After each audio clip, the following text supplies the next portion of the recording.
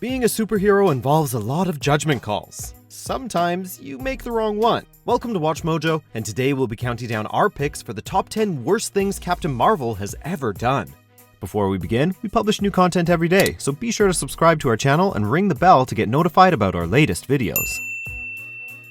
For this list, we'll be looking at the most disappointing, regrettable, and downright awful things that Carol Danvers has ever done, both before and after she took on the name Captain Marvel. Alternate timelines will be considered, but the actions committed there will need to be extra bad to compete with events from the main continuity. Number 10. Arresting Arachne in front of her daughter. Balancing superhero responsibilities with a personal life is never easy.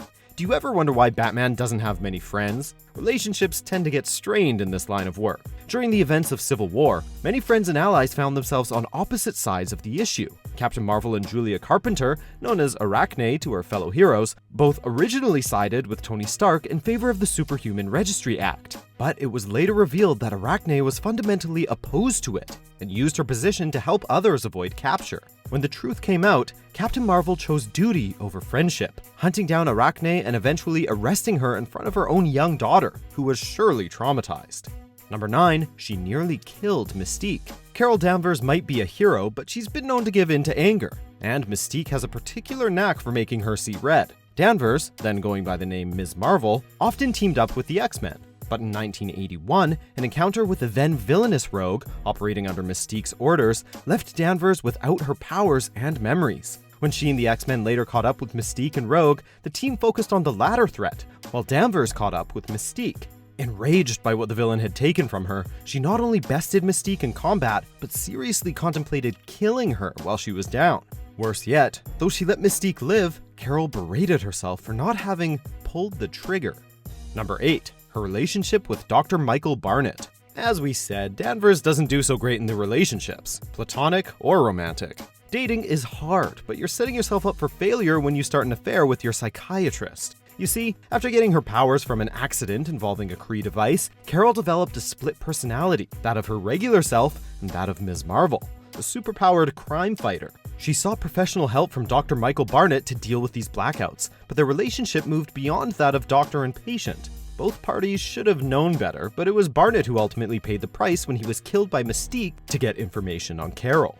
Number 7. Supporting King Hyperion. Weapon X, as they appear in the pages of Exiles, are a group made up of individuals from numerous realities, jumping from one dimension to the next, fixing problems to get themselves to their respective homes. You'll notice we've avoided using the term hero so far because the methods employed by these alternate reality versions of beloved characters are not heroic. Case in point, when we first meet this version of Carol Danvers, she's crushing Bruce Banner's skull. Then, amidst a whole bunch of carnage, she gets it on with King Hyperion. Who's he, you might ask? Just a megalomaniac and self-proclaimed God Emperor of Earth in his reality. And this version of Ms. Marvel, she follows him without question, committing atrocities. Number 6. Getting Harry Osborn killed. On Earth 1610, otherwise known as Marvel's Ultimate Universe, Carol Danvers never became Ms. Marvel, let alone Captain Marvel. Despite never acquiring superhuman abilities in this reality, that didn't stop Carol Danvers from getting involved in the world of heroes and villains or becoming powerful, albeit in a different way. At various points, she served as a S.H.I.E.L.D. agent, chief of staff to the US President, and director of S.H.I.E.L.D. during Fury's absence. It was during her stint in the latter position that she used Harry Osborn as bait in a ploy to manipulate his father, the Green Goblin, a tactic that ultimately resulted in Harry's death. Number 5. Attacking a repentant rogue. As discussed earlier, when Rogue was first introduced to readers, it was not as the X-Men member we know and love today, but rather as a teammate in the Brotherhood of Evil. She was actually a runaway who was adopted by Mystique, who also trained her. As these things tend to go, however, Rogue eventually sought to turn over a new leaf at the Xavier School. Unfortunately, no one told Carol Danvers, who, upon arriving at the mansion, immediately attacks Rogue. We get why she was upset, what with Rogue having stolen her powers and memories, but there was nothing heroic about her actions here. It was an attack, plain and simple, and one driven by anger and a thirst for vengeance.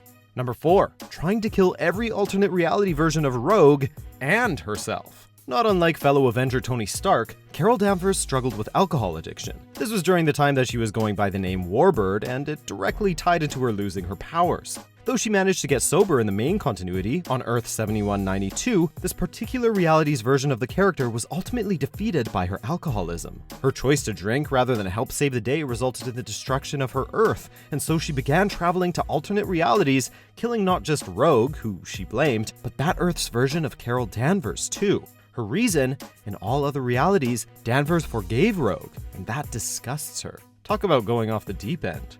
Number 3. Getting War Machine killed. In the crossover event Civil War II, the Marvel Universe goes full Minority Report. And by that we mean that the heroes begin using the precognitive abilities of an Inhuman to predict crime before it happens, arresting/taking down the would-be evildoers before they can make those visions a reality. Captain Marvel is all too willing to use this ability to her advantage, while Iron Man is more hesitant. Carol uses this foreknowledge to take aim at one of Marvel's most fearsome villains, Thanos. Under her leadership, War Machine is killed by the Mad Titan, She-Hulk just barely survives, and the foundations of the second superhero civil war are laid out.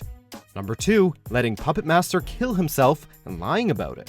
When you're constantly facing off against murderers and all manner of horrible criminals, it can get tough to do the right thing. At a certain point, you just want to save yourself from a rematch by embracing more fatal solutions. But it's a line that heroes generally refuse to cross, knowing that it's not up to them to play judge, jury, and executioner.